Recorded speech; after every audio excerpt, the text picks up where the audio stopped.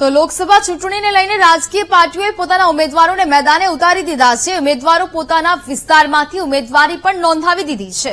લોકસભા ચૂંટણીના માહોલને લઈને મતદારો જનમત જાણવા વીટીવી ન્યૂઝ અમદાવાદના સુભાષ બ્રિજ વિસ્તારમાં પહોંચી છે। ત્યારે આવો જાણીએ જનતાના મુખે જનતાનો મત। લોકસભા ચૂંટણીનો માહોલ ચાલી રહ્યો છે અને આ માહોલ વચ્ચે વીટીવી તમામ લોકો સુધી પહોંચી રહી છે। અલગ અલગ વિસ્તારમાં ફરી રહ્યું છે વીટીવી અને લોકોને મળી રહ્યું છે, લોકોના જન્મત જાણી રહ્યું છે કે આખરે તેમના વિસ્તારમાં કેવા કામો થયા છે, તેઓની જરૂરિયાતો શું છે, ઉમેદવારો પાસે તેઓની આશા અપેક્ષાઓ શું છે અને તેમના વિસ્તારમાં ચૂંટણી માહોલ શું છે। લોકો સાથે વાત કરીશું। સુભાષ બ્રિજ જે છે તેની પાસે હું ઉભો છું અને ત્યાં કેટલાક લોકો આપણી સાથે જોડાયા છે। પહેલા તો આપ ક્યાંના છો? હું ડીકેબીન સાબરમતી। ડીકેબીન એટલે કદાચ અમદાવાદનો છેડાનો પટ્ટો કહેવાય। હા, તો એ પહેલા કેવું હતું 5 વર્ષ પહેલા એ કેટલો પરિવર્તન આવ્યું? 5 વર્ષ પહેલાનું અને અત્યારનો ખાસો ફરક છે। રોડ ને બધું સારું બની ગયું છે, પ્લસ કે શું કહેવાય 2 ગાર્ડન બન્યા છે। ઓકે, એક સિનિયર સિટીઝન પાર્ક છે અને બીજું કલ્ચરલ છે જેમાં લગ્ન મહોત્સવ આપણે કરી શકીએ છીએ। પ્લસ કે એના સિવાય એક હોલ પણ, કોમ્યુનિટી હોલ પણ બન્યો છે જે સારું છે। પ્લસ કે શું કહેવાય કે ટ્રાન્સપોર્ટની સુવિધા પણ સારી છે। અત્યારે એવું છે કે પહેલા રાત્રે મોડા 10-11 વાગ્યા પછી નતું નીકળી શકાતું, એની જગ્યાએ અત્યારે આપણે 10-11 વાગે પણ વાઇફ સાથે, બાળકો સાથે વોકિંગ્સ પર જઈ શકીએ છીએ।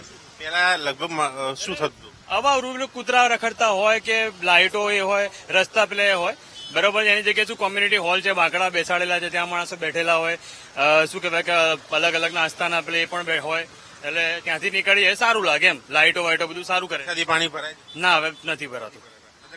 લોકસભા ચૂંટણી છે, ખ્યાલ છે? હા છે। કોણ આવશે? As usual Bhajap. ભાજપ જ આવશે તેવું કેવું છે। આપનું શું કેવું છે? આપના વિસ્તારમાં માહોલ શું છે અને કોણ આવશે? હું નિકોલ વિસ્તારમાંથી આવું છું અને માહોલ તો અત્યારે ચૂંટણીનો એવો છે કે સાહેબ લગભગ બીજેપીની સરકાર જ આવી જોઈએ, કારણ કે એના કામો એવા ઘણા બધા કરેલા છે, બરોબર। પ્લસ પોઈન્ટ, માઇનસ પોઈન્ટમાં એવું છે કે મારે નિકોલ વિસ્તાર જે છે એ વરસાદી માહોલમાં લગભગ પાણી બહુ ભરાતા હોય છે, એ હજી સુધી એનો નિકાલ નથી આવેલો।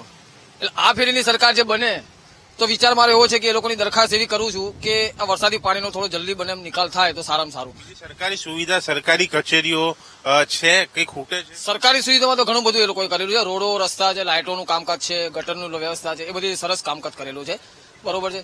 પણ જે આ જે છે થોડુંક તકલીફ છે એ નિકાલ થઈ જાય તો સારામાં સારું। વરસાદી પાણીની સમસ્યા, કાકા આપ કેટલા ટાઈમથી વોટ કરી રહ્યા છો? વોટિંગ કેટલા ટાઈમથી કરો છો? મતદાન છેકથી ચાલો। તો આટલા વર્ષોમાં તમે ઘણું બધું પરિવર્તન જોયું છે। પહેલાનો સમય ને અત્યારનો કેટલો ફરક લાગે? અત્યારે ઘણો ફરક લાગે, સારું એવું રોડ, રસ્તા, લાઇટો। હજુ પણ કઈક છે ખરા જે ખૂટે છે, તકલીફ પડે છે? અમારા સૈદપુર વિસ્તારમાં કોમ્યુનિટી હોલ બાકી અને તળાવનું બી, જે સૈદપુર તળાવનું કામ બી બાકી, એ થઈ જાય તો સારું, એ દરખાસ્ત। આપના વિસ્તારમાં શું માહોલ લાગે છે? કોણ આવશે? ભાજપ જ આવશે। કેમ? કામગીરી જોઈને। તમે તો કહો છો ને કે આ સૈદપુર તળાવની વાત છે, બીજી કામ ચાલુ છે પણ હજી પરિપૂર્ણ નહીં થયેલું। હજુ કામ ચાલુ છે, પરિપૂર્ણ નથી। બીજી ઉમેદવાર પાસે તમારી આશા અપેક્ષા શું છે? ઉમેદવાર પાસે તળાવનું કામ પરિપૂર્ણ થાય એ આશા રાખું। આપ કયા વિસ્તારના છો? અમે એરપોર્ટ સરદારનગર, ત્યાં સરદારનગર વિસ્તારમાં એક આખી ઓળખ અલગ હતી, હવે બદલાઈ છે? પહેલા સરદારનગર પહેલા જેવું છે કે હવે સરસ થઈ ગયું છે?